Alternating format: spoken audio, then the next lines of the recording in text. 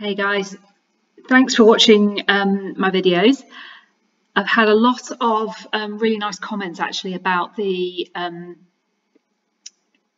self-death and afterlife revision videos. They've gone down really well. A couple of people asked if I would do a model answer on one of the essay titles from those videos. So I've done that. I've got a AO2 for you here, a 15 marker. I realised I hadn't done very many of these. So I'll take you through this one and hopefully it'll be useful. Okay, so just before I start, quick recap of how we structure these. Don't get hung up on number of paragraphs. It's more important to remember that you've got 27 minutes to do it. So the number of paragraphs you can reasonably do in 27 minutes is the right number of paragraphs. I've ended up with 4 here. Might be a little bit less for you, might be a little bit more. Don't panic. They're not marking it on that. They're marking it on content and quality of arguments. Okay, so our question is, well, our statement rather, belief in continuing personal existence after death is not reasonable. So the two sides of the argument are essentially going to be, yes, it is reasonable, or no, it's not reasonable. And it doesn't have to be 50-50. So you don't have to have the same number of points on each side. I feel that with this one, certainly from my perspective writing it, there's actually more to support the statement than there is to contradict the statement. So I'm still going to explore both sides, but I'm not going to try to be 100% balanced because I just don't really feel like I can be with this one. All right, let's get into it. So no introduction, no kind of messing about defining terms. You don't need to do that in a 15 marker. Just go straight in. Okay, on the one hand, it could be argued that the claim is correct from a physicalist point of view, because a physicalist would hold that human life is made up entirely of matter, the mind is merely activity of the brain, and once the brain dies, the mind dies too, so it is completely unreasonable to think that personal existence could continue. So you can see that I've done a tiny bit of explaining, I've done a little bit of what a physicalist would say, but I've only done it so I can make this point about so it's completely unreasonable. And then I go straight into my critique. On the face of it, this is a strong argument because we have found no empirical evidence that the mind can exist without the brain, but it does depend on what we mean by personal existence. Now you can do this. You can take the wording out of the statement and say, well, what do we mean by this? If it's potentially ambiguous, it's a good idea to do that. So with something like personal existence, you know, does that mean your body? Does that mean your mind? Does that mean your sense of self? It could really be any of those things. So it's absolutely fair enough to get into that a little bit in the essay, like I've done here. Daniel Dennett has argued that in theory, a person's brain activity could run on a platform such as a computer, thus enabling a person to continue existing after death. But it would be fair to ask whether this could really be considered personal existence if it is completely disembodied. A similar criticism could be made of the process theology view of objective immortality, that we live on forever in the mind of God. To some, this may seem like a form of immortality, but how can it be personal existence if we have no awareness of it? So let's just recap. In that paragraph, I've looked at physicalism. I've briefly talked about Dennett. I've briefly talked about process theology. I haven't gone into depth about any of them because that's not what you're doing in the essay. The point isn't to write down everything you know about those things. The point is to have the argument, so you can see hopefully how I'm doing that. Okay, next paragraph. On the other hand, there's some evidence for belief in continuing personal existence which comes from near-death experiences, NDEs. The common feature of NDEs suggests that there may be a state of being beyond death, and that personal existence does continue because those who experience NDEs retain their sense of personal identity through the experience, even though they may feel completely differently than they do in normal life.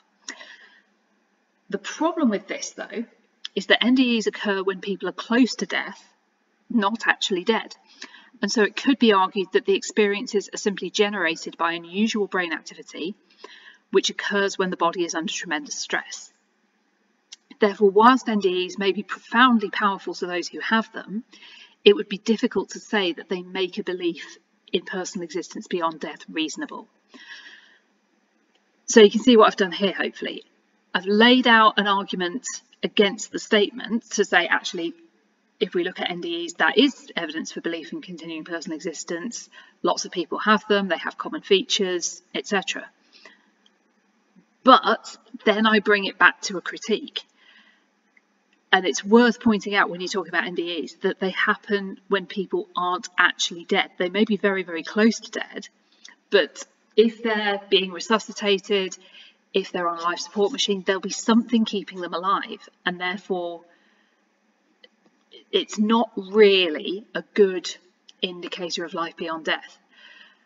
What you will find is you can make these arguments to a person, say, who's had a near-death experience, and they'll be like, well, I know what happened to me. It was real for me. I know what I saw. I know what I believe. But then we're off reason and we're into faith. So that's actually where I'm going to go in my conclusion. Paragraph 3. So I'm going back to another argument that might contradict the statement. One argument that may make belief in personal existence after death reasonable is Hick's replica theory. Hick made the point that an omnipotent God could create an exact replica of someone, fully embodied and with all their memories, in a resurrection world, and there would be no logical barrier to God doing this. Hick is right to point out that if such a God exists, he would be able to do this, but we could reasonably ask whether a replica would really count as continuing personal existence if it's not really us but just a copy. A bigger problem is that there is no evidence to support replica theory. Hick intended it as a thought experiment rather than as a serious argument for continuing personal existence after death. So Hick's done a nice thought experiment with replica theory, and you'll notice again I haven't gone into depth about what replica theory is because I don't have to. He's basically saying that if God exists and if God's omnipotent, God can do whatever he wants, including make perfect replicas of people after death. And he's right, an omnipotent God could do that, but it all hinges on whether there is an omnipotent God, and that's the part we can't prove.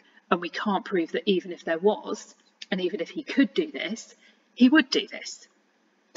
So again, it's important to bring in your AO2 skills and point out these criticisms of arguments. So now my conclusion, and you'll see, hopefully as you've seen with my other conclusions, it's quite chunky, it's quite substantial. You don't want your conclusion to be just a sentence at the end. You want it to have some protein in it, some real arguments. In conclusion, there's plenty of evidence to suggest that the statement's true. It's very hard to make a reasonable case for continuing personal existence after death. However, I would argue that many who believe in personal existence beyond death do so from a faith perspective rather than through reason, so it's unsurprising that it's hard to find evidence. This is what I was talking about a moment ago with people who have NDEs saying, well, I know what happened and I know what I believe. People who tend to believe in personal existence after death, they don't tend to believe it because it's reasonable. They believe in it because it's powerful and it resonates with them. And I mean, you could talk about Russell saying we're terrified of death, so we come up with theories of life after death or something like that. But remember, the key word in the question is reasonable. So I'm trying to stick on that. Theories such as Dennett's, Parfitt's bundle theory and process theology attempt to solve some of the inherent problems in believing that something could exist beyond death once all brain activity has ceased. But I think it's fair to argue that their theories would not fit most people's definition of personal existence. If you are no longer aware of yourself or feel like yourself, how can we say that you exist beyond death? Therefore, I have to conclude that the statement is largely correct. So I've tried to keep that on the short side for a 15 marker. It came out at about 600 words. That's fine. That's as long as it really needs to be. I can do these quickly. You might not be able to do it quite so quickly, but just use the time as best as you can. The examiners know that you haven't got unlimited time to do this.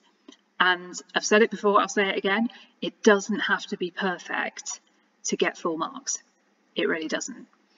Okay, thanks very much. Take it easy and I'll see you soon. Good luck.